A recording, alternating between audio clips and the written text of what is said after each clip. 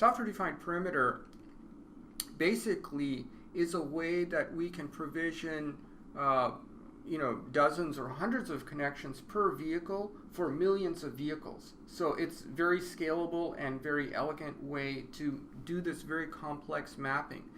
So a couple of things about software-defined perimeter. It's a control channel-based architecture, and in the next slide we'll show you how the control channel works.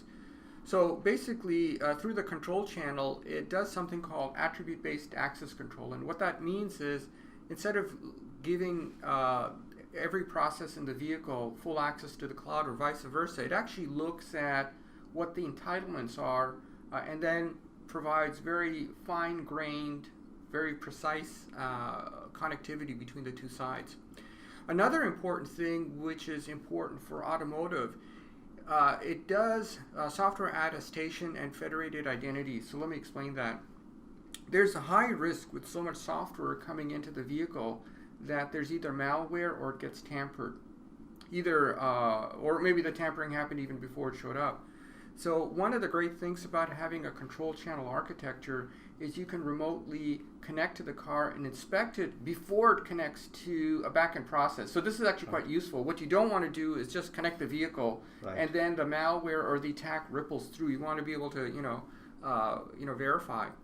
Another important aspect of software-defined perimeter is it's basically got edge-based forwarding or routing. And what that means is, as we have different processes in the vehicle, we want to take them to a very specific cloud. So we can actually enforce that kind of forwarding at the edge versus backcalling, imagine 100 different applications to a point and then trying to distribute it. That is very complex, right? So we want to do as much processing at the edge, at the vehicle, versus trying to do all the routing in the cloud. That's not going to work.